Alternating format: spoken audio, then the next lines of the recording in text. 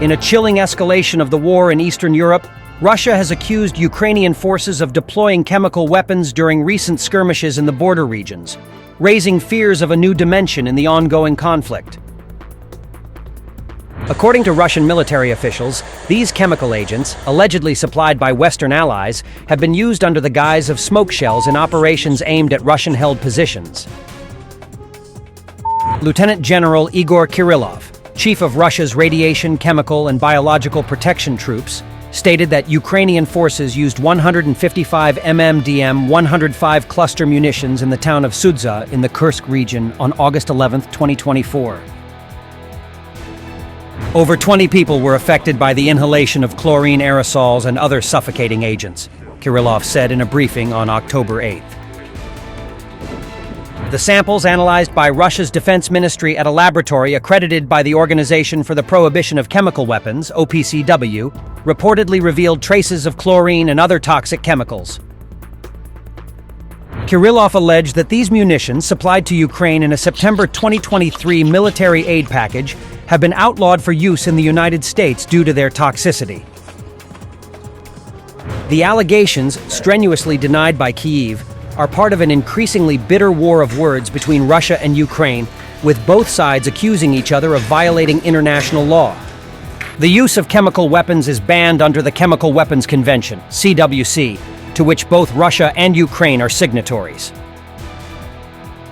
Maria Zakharova, spokesperson for Russia's foreign ministry, issued a scathing statement, accusing Western powers of turning a blind eye to Ukrainian atrocities. The Kiev regime, with the tacit approval of Washington, Berlin, London, and Paris, continues to use chlorine, ammonia, sulfuric acid, and chloropicrin on the battlefield. This is chemical terrorism, aided and abetted by NATO countries. Zakharova claimed that Russia has documented multiple violations of the CWC by Ukrainian forces since the start of the conflict in 2022. Moscow has reportedly shared its findings with the OPCW, the UN Security Council, and the General Assembly. However, the international response has been muted, leading Russia to claim that Ukraine is acting with impunity, emboldened by its Western backers. Further evidence of chemical weapon production has been provided by a Ukrainian prisoner of war, whose testimony details covert operations within Ukraine's military.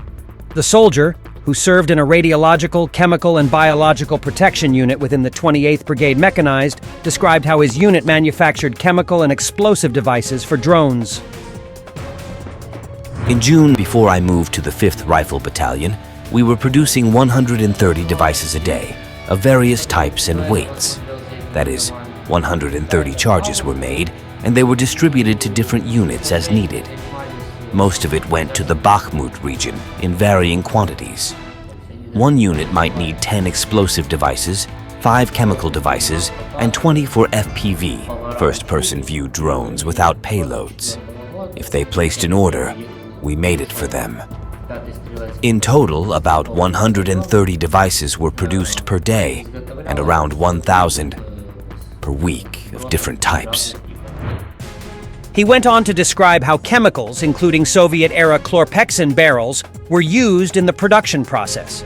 These chemicals, despite being decades old, remained potent, and an accidental spill caused chemical burns to several soldiers in June. Yes, the liquid was poured and sealed with UZRN, Universal Fuse Delay Mechanism. The liquid had to be vacuum sealed. The basis for these chemical liquids? They came from Soviet-era barrels. We had them brought from storage, still preserved. The barrels were rusty, visibly so, and labeled with chlorpexin. After one relocation, when the laboratory was unloaded, the vacuum seal on one barrel was slightly breached. About 100 to 150 grams of the liquid spilled into the open air, and 4 of our men immediately suffered eye burns. The soldier also revealed that his unit operated in civilian disguise, blending in with local residents in the Kramatorsk area. Kirillov pointed to NATO's role in supplying Ukraine with advanced chemical detection and analysis equipment, accusing Western nations of actively assisting Ukraine in conducting chemical provocations. He alleged that training programs in Ukraine, based on methods used in Syria and the high-profile cases of Sergei Skripal and Alexei Navalny, were aimed at fabricating evidence to blame Russia for chemical attacks. The real goal of these operations is to falsely accuse Russia of using chemical weapons, creating a pretext for further sanctions and international condemnation, Kirillov said. In 2004, I joined a radiological, chemical, and biological protection unit, a company within the 28th Brigade, mechanized, named after the night of the Winter Campaign. The unit began actively producing various types of chemical, explosive, and incendiary devices, specifically for drones. The laboratory was located in the Donetsk region and distributed these devices to different units. Initially, there were only 2 people involved, but eventually, a whole platoon of 30 people was engaged in making these devices. We started in Alexeyevo-Drushkovka and later moved to Kramatorsk. When Russian missiles began to actively target Alexeyevo-Drushkovka, an order was given to relocate the laboratory. It was of a mobile type, and if it wasn't hit, it would stay in one place. However, if there was any strike in the area, whether in a village or elsewhere, an order would be given to relocate it, and within 2 hours it would be packed up and moved. This happened in the village of Sergeyevka, Kramatorsk district. When we arrived near Kramatorsk, we were given clear instructions. Always wear civilian clothes when walking through the streets, never mention our unit, and maintain complete secrecy. There was an old man living there who previously took care of these houses, as well as some elderly women and men and women who were engaged in farming and dairy production. They didn't even suspect that we were there. Relatives would visit, and we would teach them how to cook. In June 1924, before I moved to the 5th Rifle Battalion, we were producing 130 devices a day, of various types and weights. That is, 130 charges were made, and they were distributed to different units as needed.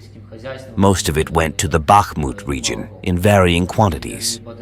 One unit might need 10 explosive devices, 5 chemical devices, and 20 for FPV, first-person view drones without payloads. If they placed an order, we made it for them. In total, about 130 devices were produced per day, and around 1,000 per week of different types. As for the chemical devices, I remember there were 10 per day. Yes, the liquid was poured and sealed with UZRN, Universal Fuse Delay Mechanism. The liquid had to be vacuum sealed. The basis for these chemical liquids? They came from Soviet-era barrels. We had them brought from storage, still preserved. The barrels were rusty, visibly so, and labeled with chlorpexin.